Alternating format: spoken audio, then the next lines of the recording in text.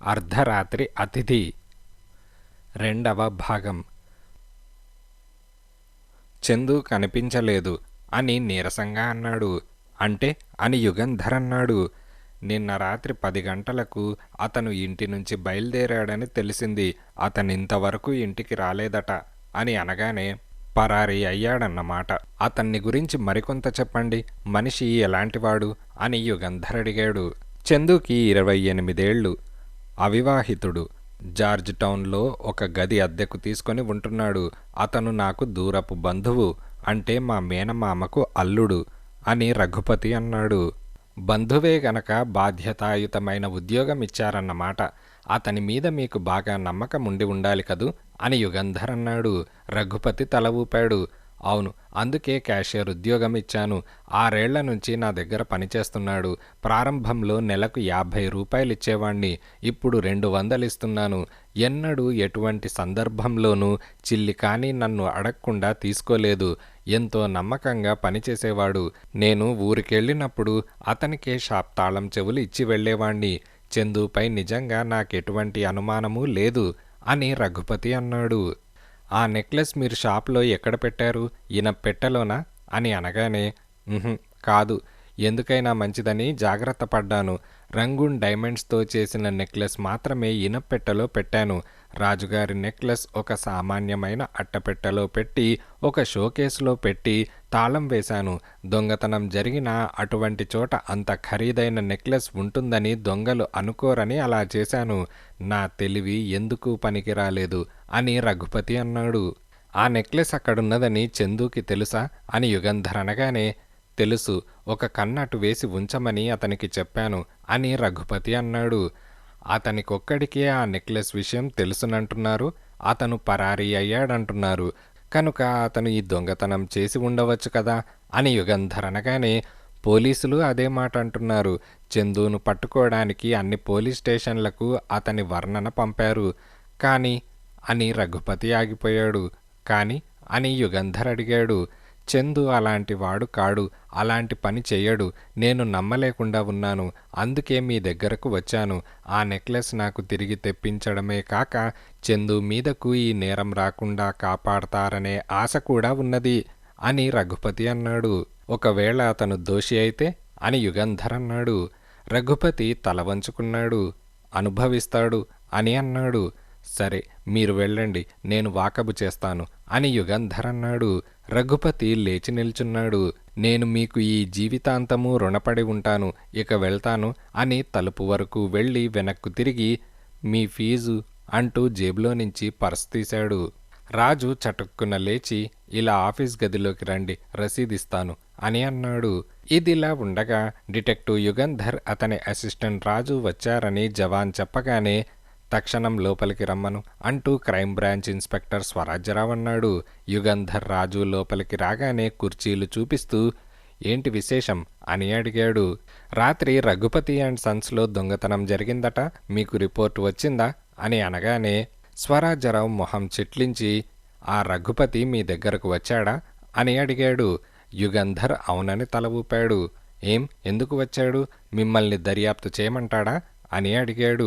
యుగంధర్ మళ్ళీ తల ఊపి తాపీగా సిగరెట్ వెలిగించాడు. ప్రైవేట్ డిటెక్టివ్ అని ఎవరికి వారు నియమించుకోవడం బొత్తిగా ఫ్యాషన్ అయిపోతున్నది. మీ దగ్గరకు ఎందుకు వచ్చాడో అర్థం కాకుండా ఉన్నది. సాయంత్రానికో రేపటికో ఆ చందు దొరుకుతాడు. ఎక్కడికని పారిపోగలడు? పోలీసు వల దేశమంతా విసిరాం. దేశంలో ప్రతి చోట అతని కోసం ప్రతి పోలీస్ కానిస్టేబుల్ చూస్తున్నాడు. పట్టించిన వారికి బహుమతి ఇస్తామని కూడా ప్రకటిస్తున్నాను అని స్వరాజ్యరావు అన్నాడు. ఓహో, అయితే ఆ చందు ఈ దొంగతనం చేశాడని నిర్ధారణగా తేలిందన్నమాట అని యుగంధర్ అనగానే తేలడమా? గోడ మీద రాసినట్టు స్పష్టంగా తెలుస్తూ ఉంటే అని స్వరాజ్యరావు అన్నాడు. మీరు చాలా పని తొందరలో లేకపోతే నాకు వివరాలు చెప్పకూడదు అని యుగంధర్ అన్నాడు. ఎంత పనున్నా చెప్పకపోతే మీరు నన్ను వదులుతారా అని స్వరాజ్యరావు నవ్వి అతను కూడా సిగరెట్ వెలిగించి ఈ దొంగతనం నిన్న రాత్రి 1 గంట తర్వాత జరిగింది. చెబుతా వినండి. Raghupati and sons college road చివరన ఉన్నది. అక్కడ మరే పెద్ద షాపులు లేవు. చిన్న చిన్న కిరాణా కొట్లు మాత్రం ఉన్నాయి. అందుకని రఘుపతి అండ్ సన్స్ వాళ్ళు ఒక వాచ్మ్యాన్ని పెట్టుకున్నారు. రాత్రి 10 గంటల నుంచి తెల్లారుజామున 5 గంటల వరకు, అంటే వీధిలో సందడి తగ్గి మళ్ళీ సందడి ప్రారంభమయ్యేంత వరకు గంటకొకసారి చొప్పున ఆ వీధికి మా పోలీస్ కానిస్టేబుల్ రాత్రి బీట్ వెళ్తాడు. ఆ వీధి మలుపు తిరిగితే రాత్రంతా తెరిచి ఉండే ఒక టీ దుకాణం ఉన్నది. ప్రతి రాత్రి బీట్ కానిస్టేబుల్ బూట్స్ చప్పుడు విని వాచ్మెన్ టీ తాగడానికి టీ దుకాణానికి వెళ్తాడు. కనుక బీట్ కానిస్టేబుల్కు షాప్ ముందు వాచ్మ్యాన్ కనిపించడు. కానీ వీధి చివరకు వెళ్లే లోపున వాచ్మ్యాన్ కానిస్టేబుల్కు ఎదురవుతాడు. నిన్న రాత్రి వీధి చివరన కానిస్టేబుల్కి వాచ్మ్యాన్ కనిపించలేదు సరికదా, టీ దుకాణం దగ్గర కూడా లేడు. టీ దుకాణానికి రాలేదని దుకాణం మనిషి చెప్పాడట. కానిస్టేబుల్ ఎందుకైనా మంచిదని వెనక్కు వెళ్లి రఘుపతి అండ్ సన్స్ షాప్ దగ్గర నిలబడి వాచ్మెన్ని పేరు పెట్టి కేకేశాడు. బదులు రాకపోయేసరికి ఏమయ్యాడా అని అనుకుంటూ వసారాలోకి వెళ్ళాడు. టార్చ్ వెలిగించి తలుపు మీద లైట్ వేశాడు. తాళం లేదట. గాబరాతో మళ్ళీ వాచ్మ్యాన్ని కేకేసి టార్చ్ వెలుగు అటూ ఇటూ వేశాడు. వసారాలో ఓ మంచం వెనక నీడలో వాచ్మ్యాన్ నేల మీద పడుండడం చూసి అటు వెళ్ళాడు. వాచ్మ్యాన్ బోర్లా పడుకున్నాడు. వీపులో కత్తి దిగబడి ఉన్నది. రక్తం మడుగులో పడున్నాడు. పోలీస్ విజిల్ తీసి ఊదడానికి నోట్లో పెట్టుకున్నాడు. అంతలో వెనక చప్పుడైంది. చటుక్కున అటు తిరిగాడు. తలుపు తెరుచుకొని ఎవరో వీధిలోకి పరిగెత్తారట. కానిస్టేబుల్ ఆగు అని కేక వేస్తూ వెంబడించాడు. కానీ ఆ మనిషి చాలా త్వరగా పరిగెత్తుకొని పోతున్నాడు. అతని చేతిలో ఓ సంచి లాంటిదేదో కనిపించింది. అప్పుడిక ఏం చేయడానికి తోచక కానిస్టేబుల్ పిస్తాల్ తీసి ఆ పరిగెడుతున్న మనిషి కాళ్లకు గురి చూసి కొట్టాడు. ఆ కాల్చిన బుల్లెట్ అతనికి తగిలిందో లేదో తెలియదు. ఈలోగా వెనక నుంచి మరెవరో వచ్చి కానిస్టేబుల్ తల మీద బరువైన వస్తువు దేనితోనో కొట్టారు. కానిస్టేబుల్ స్పృహ తప్పి పడిపోయాడు. కానిస్టేబుల్ పిస్తాల్ పేల్చడం విని టీ దుకాణంలో నుంచి ఇద్దరు పరిగెత్తుకు వచ్చారు. ఒకరు కానిస్టేబుల్కి శుశ్రూష చేశారు, ఇంకొకరు స్టేషన్కి ఫోన్ చేశారు అని స్వరాజ్యరావు ముగించాడు. తర్వాత అని యుగంధర్ అడిగాడు. ఆ వెంటనే ఆ division crime branch sub inspector, ఆ తర్వాత నేను అక్కడికి వెళ్ళాం. అక్కడ కనిపించిన నిదర్శనాలను బట్టి ఈ విషయాలను గ్రహించాను. దొంగలు తాళం బద్దలు కొట్టలేదు. తాళం చెవితోనే తలుపు తెరిచారు. వాచ్మ్యాన్ని వీపులో పొడిచారు. వాచ్మ్యాన్ దొంగలను చూసి అటకాయించక ముందే అతన్ని పొడిచి తర్వాత తలుపుకున్న తాళం తీశారు. దొంగలు షాప్లో ఎక్కువసేపు ఉండలేదు. కనిపించినవి తీసుకుపోవడానికి రాలేదు. షోకేస్లో అట్టపెట్టలో ఉన్న నెక్లెస్నే తీసుకుపోవడానికి వచ్చారు. ఎలాగో వచ్చాం కదా అని సులభంగా అందుబాటులో ఉన్న నగలు అపహరించారు. ఇనప్పెట్ట జోలికి పోలేదు. కనుక గుల్బర్గా మహారాజా ఇచ్చిన నెక్లెస్ విషయం దొంగలకు తెలుసుండాలి. వాళ్ల దగ్గర మారు తాళం చెవులు ఉండాలి. నిన్న రాత్రి తాళం చెవులు రఘుపతి చందూకి ఇచ్చాడట. కనుక చందు సునాయాసంగా తాళం తీసి ఉండవచ్చు అని స్వరాజ్యరావు అన్నాడు. మహారాజా నెక్లెస్ షాప్లో ఎక్కడున్నది చందూకి తెలుసు. అతని దగ్గర షాప్ తాళం చెవి ఉన్నది. కనిపించటం లేదు. ఇంతేనా? ఇంతకన్నా అతని మీద సాక్ష్యం ఇంకా ఉందా అని యుగంధర్ అడిగాడు. స్వరాజ్యరావు నవ్వుతూ, ఈ మాత్రం చాలదా? ఈ సాక్ష్యాలతో అతన్ని అరెస్టు చేయడం న్యాయమేగా. అయినా నిజానికి అతనే ఈ దొంగతనం చేశాడనేందుకు ఇంకా సాక్ష్యమున్నది, చాలా సాక్ష్యమున్నది అని స్వరాజ్యరావు అన్నాడు. ఏమిటది అని యుగంధర్ అనగానే, వారం రోజుల నుంచి చందూతో అతని గదిలో ఒక అతను ఉంటున్నాడట. అతను చందూ స్నేహితుడై ఉంటాడు. అతన్ని నిన్న రాత్రి మా బీట్ కానిస్టేబుల్ పిస్తాల్తో కాల్చాడు. కనుక కానిస్టేబుల్ని కొట్టిన దొంగ చందూ అయి ఉండాలి. చందూ అతని స్నేహితుడు కలిసి ఈ దొంగతనం చేసి ఉండాలని స్పష్టంగా తెలుస్తోంది అని స్వరాజ్యరావు అనగానే, చందూ స్నేహితుడే దొంగ అని ఎలా ధృవపడింది అని యుగంధర్ అడిగాడు. స్వరాజ్యరావు ఆయాసంగా నిట్టూర్చి, మీరు ప్రతి చిన్న విషయమూ చెప్పాలంటారు. సరే చెబుతా వినండి. ఈ దొంగతనం జరిగిన వెంటనే మేమక్కడికి వెళ్ళాం. కొంతమంది కానిస్టేబుల్స్ని, సార్జెంటులని ఆ ప్రాంతాల్లో వాకబు చేయమని పంపించాం. ఫ్లవర్ బజార్ టాక్సీ స్టాండ్లో వాకబు చేయగా 1 గంట దాటిన కొద్ది నిమిషాలకు ఎవరో ఒకతను హడావిడిగా స్టాండ్ దగ్గరకు వెళ్ళి ఓ టాక్సీ ఎక్కినట్లు తెలిసింది. ఆ టాక్సీ స్టాండుకు తిరిగి వచ్చేటంత వరకు మా మనుష్యులు అక్కడే ఉండి ఆ టాక్సీ డ్రైవర్ని అడిగారు. కుంటుతూ వచ్చి టాక్సీ ఎక్కి గిండి దగ్గర ఒక ఇంటి ముందు ఆ మనిషి దిగాడని ఆ డ్రైవర్ చెప్పాడు. వెంటనే మా మనుషులు గిండి దగ్గర ఉన్న ఆ ఇంటికి వెళ్ళి అడిగారు అని స్వరాజ్యరావు ఆగిపోయాడు. అతనక్కడున్నాడా అని రాజు అడిగాడు. ఆ ఇల్లు పత్రికా రచయిత సత్యం ఇల్లు, అతను మీకు తెలిసే ఉంటాడనుకుంటాను అని స్వరాజ్యరావు అనగానే యుగంధర్ తెలియదని తల తిప్పాడు. అతను అసిస్టెంట్ కమిషనర్కి స్నేహితుడు, సంచారి పత్రికకు ముఖ్య విలేఖరి అని ఇన్స్పెక్టర్ అనగానే ఓహో తర్వాత అని యుగంధర్ అన్నాడు. ఆ ఇంట్లో అతను అతని చెల్లెలు ఉన్నారు. ఎవరూ రాలేదని వాళ్ళు చెప్పారు. అందుకని ఆ ఇల్లు వెతక్కుండా వచ్చేశారు అని స్వరాజ్యరావు ముగించాడు. యుగంధర్ స్వరాజ్యరావుని ఓరకంట చూసి అంటే వెతికి ఉంటే లోపల ఆ దొంగ పట్టుబడి ఉండేవాడా అని అడిగాడు. చాచా, నా అభిప్రాయం అది కాదు అని స్వరాజ్యరావు అన్నాడు. ఇంతకీ చందు మీద ఉన్న సాక్ష్యం చెప్పనేలేదు అని యుగంధర్ అనగానే రాత్రి మాకు ఎవరో ఆకాశరామన్న ఫోన్ చేశాడు. పోలీసులు వెతుకుతున్న మనిషి పేరు ప్రకాష్ అని చెప్పాడు. అతన్ని వర్ణించాడు కూడా. ఆ వర్ణన క్యాషియర్ చందు స్నేహితుడికి సరిగ్గా సరిపోయింది కనుక చందుకి ఈ దొంగతనానికి సంబంధం ఉందని తేల్తోంది అని స్వరాజ్యరావు అన్నాడు. ఆ ఆకాశరామన్న ఏ ప్రాంతాల నుంచి ఫోన్ చేశాడు అని యుగంధర్ అనగానే గిండి స్టేషన్ దగ్గర ఉన్న పబ్లిక్ ఫోన్ బూత్ నుంచి అని అనగానే యుగంధర్ ఒక 5 నిమిషాలు దీర్ఘంగా ఆలోచించి ఆ రెండో దొంగ ఎటు వెళ్ళినది తెలియలేదా అని అడిగాడు. స్వరాజ్యరావు తల విదిలించాడు. అన్నట్టు ప్రకాష్ అనే దొంగ చేతిలో సంచి ఏదో ఉందన్నారు. దాని విషయం ఏమైనా తెలిసిందా అని యుగంధర్ అడిగాడు. లేదు, చిల్లర వడ్డీ వ్యాపారస్తులందరికీ పోయిన నగల విషయం తెలియజేశాం. దొంగలు వాటిని అమ్మే ప్రయత్నము, తాకట్టు పెట్టే ప్రయత్నము చేస్తే చిక్కిపోతారు. కానీ ఆ నెక్లెస్ ఈ చిల్లర వ్యాపారస్తుల దగ్గరకు వెళ్తుందని అనుకోను అని స్వరాజ్యరావు అన్నాడు. ఇన్స్పెక్టర్, ఆ టాక్సీ డ్రైవర్ పేరు, టాక్సీ నెంబర్ దయచేసి చెబుతారా అని యుగంధర్ అడిగాడు. ఎందుకు? అతన్నడిగి తెలుసుకోవాల్సిన విషయాలన్నీ అడిగి తెలుసుకున్నాం. అనవసరంగా మీ టైం వృధా అవుతుంది. కావాలిస్తే చెబుతాను. MYX1549, డ్రైవర్ పేరు లోకనాథం అని స్వరాజ్యరావు అన్నాడు. థ్యాంక్స్, మళ్ళీ కలుసుకుంటాను అని యుగంధర్ లేచాడు. సరిగ్గా ఆ సమయానికి స్వింగ్ తలుపులు తోసుకొని సార్జెంట్ శివం హడావిడిగా లోపలికి వచ్చి సెల్యూట్ చేసి టాక్సీలో పారిపోయిన దొంగ ప్రకాష్ కనిపించాడు సార్ అని అన్నాడు. స్వరాజ్యరావు అమాంతం కుర్చీలో నుంచి లేచి దొరికాడా? అరెస్టు చేశారా? ఎక్కడున్నాడు అని అడిగాడు. మార్చరీలో సార్ అని శివం చల్లగా అన్నాడు. ఏంటి, మార్చరీలోనా? అంటే చచ్చిపోయాడా? మన వాళ్ళు పారిపోతుంటే కాల్చారా అని అడిగాడు. లేదు సార్, సైదాపేటలో ఒక మురుగు కాలవలో శవం ఒకటి పడి ఉన్నదని ఇందాక సైదాపేట డివిజన్ నుంచి ఫోన్ వచ్చింది. వీధి ఊడ్చేవాళ్లు చూశారట. మనం ప్రకాష్ వర్ణన అన్ని పోలీస్ స్టేషన్లకు పంపాం కదూ. సైదాపేట డివిజన్ వారు కబురు చేశారు. వెళ్ళి శవాన్ని చూశాను. అతను ప్రకాషే సార్ అని శివమన్నాడు.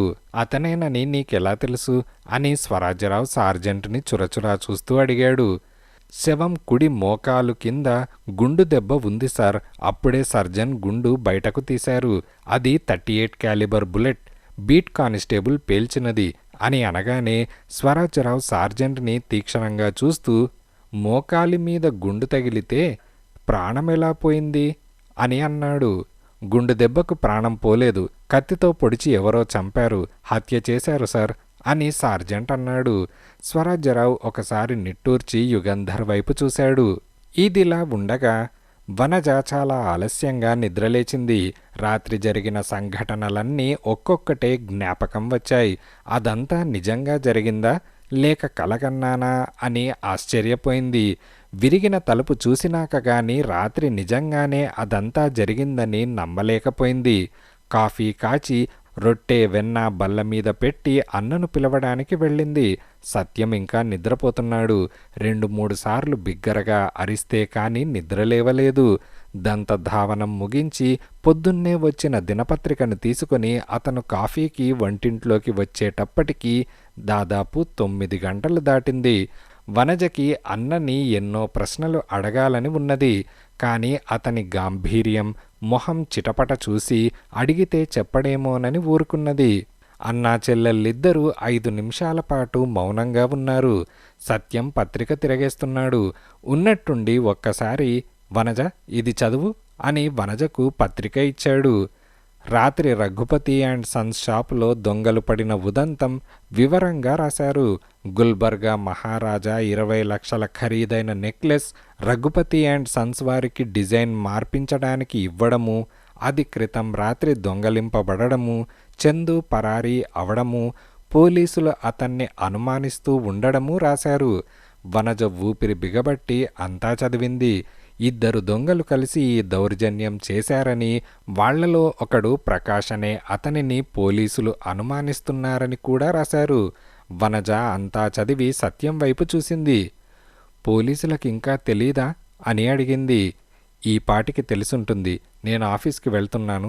సాయంకాలం త్వరగా వస్తాను. ఈసారి ఎవరు వచ్చి ఎటువంటి హృదయ విదారకమైన కథ చెప్పినా ఇంట్లోకి రానివ్వకు, జాగ్రత్త అని చెల్లెల్ని వారించి సత్యం ఆఫీస్కి బయలుదేరాడు.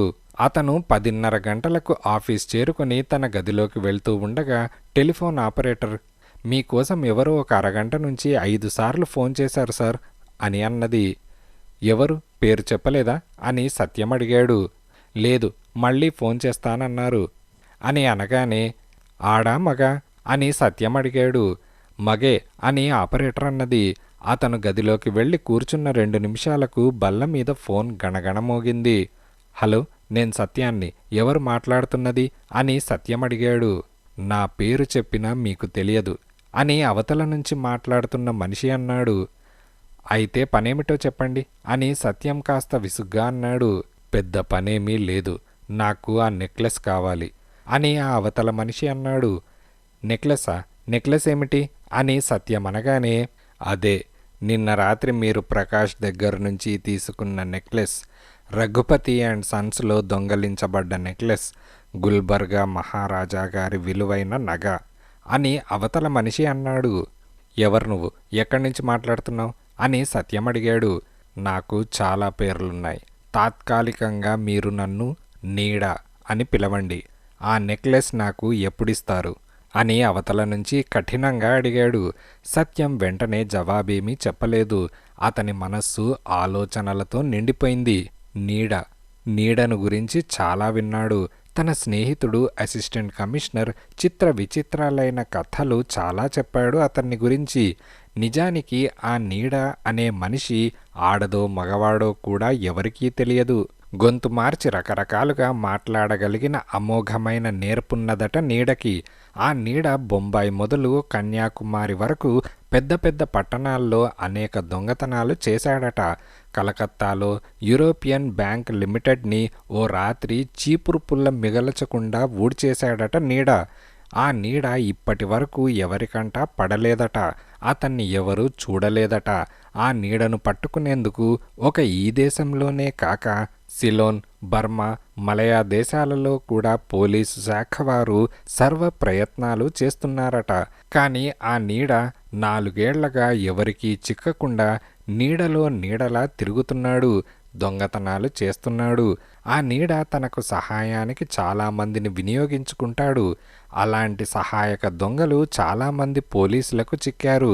కానీ ఎవరూ నీడ ఆనవాలు గాని ఆచూకీ గాని చెప్పలేకపోయారు.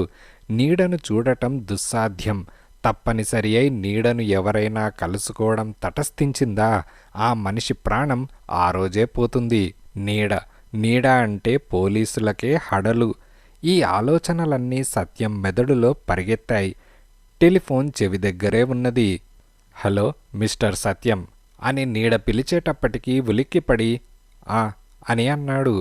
ఆ నెక్లెస్ నాకు కావాలి, నాకు వెంటనే ఇచ్చేయాలి అని అవతల కంఠమన్నది.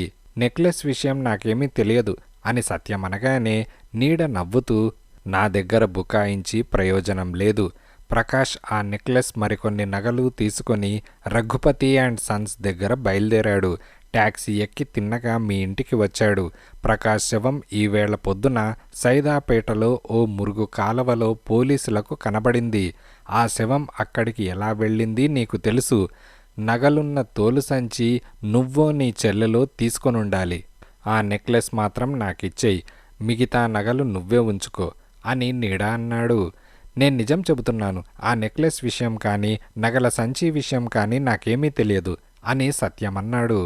అలాగా, నీ చెల్లెలికి తెలిసి ఉంటుందేమో అని నీడ కంఠస్వరం కత్తి జులిపిస్తున్నట్టన్నది. నా చెల్లెలికి మాత్రం ఎలా తెలుస్తుంది అని సత్యం అన్నాడు. మిస్టర్ సత్యం, నాతో చెలగాటాలు మంచిది కాదు. నాకా నెక్లెస్ కావాలి. వెంటనే నువ్వది నాకివ్వాలి. తెలిసిందా అని నీడ అన్నాడు. ఆ నెక్లెస్ విషయం నాకేమీ తెలియదని చెప్పానుగా అని సత్యం అన్నాడు. నీడ పకపక నవ్వుతూ, ఓహో అలాగా, అయితే మిస్టర్ సత్యం, అర్ధరాత్రి మీరు కారులో ఏదో తీసుకెళ్ళి సైదాపేట దగ్గర ఒక మురుగు కాలువలో పారేశారు. అదేమిటి అని అనగానే సత్యం గుండె ఆగిపోయినట్లయింది. నీకెలా తెలుసు అని అడిగాడు. నీడ ఎప్పుడూ వెనకే ఉంటుంది. నీకు తెలియని విషయాలు కూడా నీడకు తెలుస్తాయి. నెక్లెస్ విషయం నీకేమీ తెలియకపోతే నువ్వా పని ఎందుకు చేశావు అని అనగానే ఆ ప్రశ్నకు ఏమని జవాబు చెప్పాలో సత్యానికి తెలియలేదు. తనకెటువంటి సంబంధము లేని సంఘటనలలో ఇరుక్కొని చిక్కులకు లోనవుతానేమోనని సత్యానికి భయం వేసింది. తన మాట నీడ నమ్మటం లేదు. సత్యం ఒక్క క్షణం ఆలోచించాడు. ఇంతకీ నువ్వెక్కడి నుంచి మాట్లాడుతున్నావు అని అడిగాడు. పబ్లిక్ ఫోన్ బూత్లో నుంచి. నన్ను పోలీసులకు పట్టివ్వడానికి నువ్వు ప్రయత్నం చేయకు. నీకే మంచిది కాదు. నాకీ దొంగతనంతో సంబంధం ఉన్నదని కూడా పోలీసులకు చెప్పకు. తెలిసిందా అని అనగానే, సరే, ఎవరికీ చెప్పను. కానీ ఆ నెక్లెస్ నా దగ్గర లేదు కనుక నువ్వు ఈ సంగతి మర్చిపో అని సత్యం అన్నాడు. మై డియర్ సత్యం, నీ దగ్గర లేదంటే ఎలా నమ్మను? నువ్వు అసిస్టెంట్ కమిషనర్ స్నేహితుడివి. అర్ధరాత్రి కారులో శవాన్ని తీసుకెళ్లి మురుగు కాలువలో పారేశావు. ఎందుకు? వెంటనే నీ స్నేహితుడైన అసిస్టెంట్ పోలీస్ కమిషనర్కి ఎందుకు చెప్పలేదు? ప్రకాష్ దగ్గర నుంచి నువ్వు నెక్లెస్ తీసుకున్నావు గనక. ప్రకాష్ శవం నీ ఇంట్లో ఉందని పోలీసులకు నువ్వు చెబితే దొంగలింపబడ్డ ఆ నగ కూడా ఇవ్వవలసి వస్తుంది. కనుక మిస్టర్ సత్యం, నువ్వు చాలా తెలివైన వాడివే అనుకోకు. కావాలిస్తే నువ్వే ఆలోచించు. సావధానంగా ఆలోచించు. ఆ నెక్లెస్ నువ్వు రొక్కంగా ఎలా మారుస్తావు? దాన్ని విదేశాలలో అమ్మించాలి. ఈ దేశంలో అమ్మబోతే మరుక్షణం పోలీసులు నిన్ను పట్టుకుంటారు. అవునా? కనుక మాట్లాడకుండా నువ్వు ఆ నెక్లెస్ ఇచ్చేసేయి. 10,000 రూపాయలు, అన్నీ 5 రూపాయల నోట్లు నీకిస్తాను. తక్కిన నగలు నువ్వే ఉంచుకో. నీకు లాభం. ఏం? రేపొద్దున మళ్ళీ ఫోన్ చేస్తాను. ఈలోగా ఆలోచించు. నీ మంచికే చెబుతున్నాను అని నీడ ఫోన్ పెట్టేశాడు. సత్యం టెలిఫోన్ హుక్ మీద పెట్టేసి ఆలోచించడం మొదలుపెట్టాడు. 15 నిమిషాలు దీర్ఘంగా ఆలోచించి కుర్రాన్ని కేకేసి రఘుపతి అండ్ సన్స్లో దొంగతనం గురించి కొత్తగా వార్తలేమైనా వచ్చాయేమో అని కాగితాలడిగి తీసుకురమ్మన్నాడు. కుర్రాడు అప్పుడే విలేఖరులు రాసిన వార్తలను తెచ్చిచ్చాడు. సత్యం అదంతా చదివాడు. ఆలోచించసాగాడు. రఘుపతి అండ్ సన్స్లో దొంగతనం చేసిన వారిలో ప్రకాష్ ఒకడని నిశ్చయంగా తెలుస్తూనే ఉన్నది. ఆ ప్రకాషే టాక్సీ ఎక్కి తన ఇంటి దగ్గర దిగాడు. తన ఇంట్లోకి వచ్చాడు. దొంగలించిన నగలు కూడా తనతో పాటు ఇంట్లోకి తీసుకొచ్చాడా? అవి తన ఇంట్లో ఉన్నాయా? వెంటనే లేచాడు. కోటు వేసుకొని హ్యాట్ పెట్టుకొని బయలుదేరాడు. వీధిలోకి వెళ్ళి ఓ బేబీ ట్యాక్సీ ఎక్కి గిండికి వెళ్ళమన్నాడు. ట్యాక్సీ కన్నా వేగంగా అతని ఆలోచనలు పరిగెడుతున్నాయి. ఆ నగలు ప్రకాష్ తన ఇంట్లో వదిలేసి ఉంటే ఇప్పుడవి తనకు దొరికితే ఏం చేయాలి? పోలీసులకు అప్పజెప్పాలి. అది తన ధర్మం. చదువుకున్నవాడు, అందులోనూ పత్రికా రచయిత. తను తన ధర్మం నిర్వహించాలి. కానీ నీడ విషయము ఆలోచించాలి. ఆ నీడ చాలా ప్రమాదకరమైన మనిషి. అతను చేసిన అఘాయిత్యాలు అన్నీ ఇన్నీ కావు. ఆ నీడ తన మీద కసి పెట్టుకున్నాడంటే తనకు ఆపద తప్పదు. అయితే పిరికి పందమల్లే దొంగలించబడిన ఆ నగలు నీడకిచ్చి తన ప్రాణం కాపాడుకోవాలా? తనకు పౌరుషం లేదా? తనకు పౌరసత్వ బాధ్యతలు లేవా? టాక్సీ వేగంగా పరిగెడుతున్నది. నగలు దొరికితే వాటిని తను పోలీసులకు ఇచ్చినట్లయితే నిజం చెప్పవలసి వస్తుంది. ఆ నగలు తన ఇంట్లోకి ఎలా వచ్చాయో చెప్పాలి. అంటే రాత్రి ప్రకాష్ తన ఇంట్లో ఉన్న విషయము, అతన్ని ఆ గదిలోనే ఎవరో హత్య చేసిన విషయము, తను శవాన్ని మురుగు కాల్వలో పారేసి రావడము చెప్పాలి. చెబితే తన మిత్రుడు అసిస్టెంట్ కమిషనర్ ఏమంటాడు? అనవసరంగా చిక్కుల్లో పడకుండా తప్పించుకునేందుకు అలా చేశానంటే నమ్ముతాడా? లేక తనను అనుమానిస్తాడా? ఏమో, తనకు నీడ నుంచి ఎటువంటి ఆపద కలగకుండా కాపాడతాడా ఏమో. టాక్సీ ఇంటి ముందాగింది. టాక్సీకి డబ్బిచ్చి పంపేసి గేట్ తీసుకొని లోపలికి వెళ్ళాడు. తలుపు తట్టి వనజ అని కేకేశాడు. జవాబు లేదు. 2 క్షణాలాగి మళ్ళీ కేకేశాడు. లోపల అలికిడి లేదు. తను అంత త్వరగా ఇంటికి తిరిగి వస్తానని వనజకు తెలియదు. ఒకవేళ భయపడి తలుపు తీయడం లేదేమో అనుకొని వనజ నేనే సత్యాన్ని తలుపు తీ అని బిగ్గరగా అరిచాడు. జవాబు లేదు. తలుపు దబదబా తట్టాడు. అప్పటికీ జవాబు లేదు. తలుపు తోసి చూశాడు. తెరుచుకోలేదు. వనజ ఏమైంది? ఎక్కడికి వెళ్ళింది? లోపల గడియ వేసి ఉన్నదే. ఇంట్లోనే ఉండి ఉండాలి. ఆలోచిస్తూ పెరటి గుమ్మం వైపు వెళ్ళాడు. పెరటి గుమ్మం తలుపు దగ్గరగా వేసి ఉన్నది. తోయగానే తెరుచుకున్నది. వనజ అని పిలుస్తూ లోపలికి వెళ్ళాడు. ఇల్లు నిశ్శబ్దంగా ఉన్నది. అతని పిలుపు ప్రతిధ్వని ఖంగున మోగుతున్నది. సత్యం గుండె దడదడా కొట్టుకోవడం మొదలుపెట్టింది. ఏదో భయం. వనజ ఏమైందనే ఆదుర్ద.